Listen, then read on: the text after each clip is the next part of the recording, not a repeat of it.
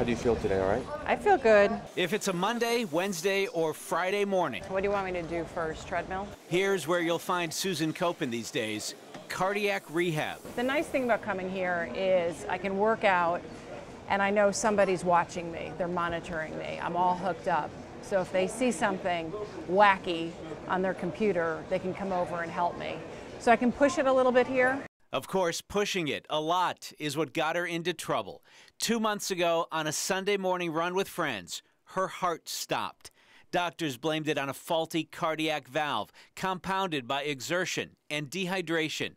To prevent a recurrence, doctors implanted a small device in her chest that can detect an abnormal rhythm and deliver a shock. I named my defibrillator Paramedic Pete. He's on standby at all times, just in case something happens. After 2 weeks recovering at Shadyside Hospital, Susan went home in early December. And we're closing the door on this part of our life. Oh. Okay. Waiting for her at home, Baden, 6, Reagan, 5, and Declan, 3. You know I'm not supposed to be lifting anything over 5 pounds. 1, 2. You're gonna make Paramedic Pete go off in my chest. Along with her husband, Jim, they're the reason, she says, that it just couldn't have been her time at age 39 to die. I'm so happy to be here with all of you guys for Christmas. And think about what happened that morning that she collapsed on South Negley Avenue. She could have been running alone, as she often did, but was instead with 2 friends. And who happened to drive by right after she fell? 2 medical students who stopped and did CPR. And it all happened just blocks from the nearest fire station and almost within sight of Shadyside Hospital. Every link in the chain of survival was present from the very beginning. You had medically trained people that were right here that recognized what was happening and made the appropriate calls to get people rolling. It seems like if you change any one of those elements, maybe it's a different story. Had something not be here, we might be looking at a cross here rather than meeting Susan.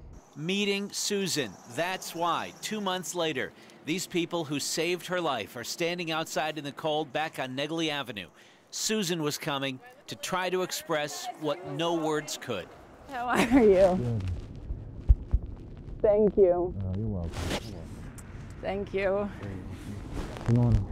I'm glad to see you. Thank you. Thanks, guys. Thank God you were driving by.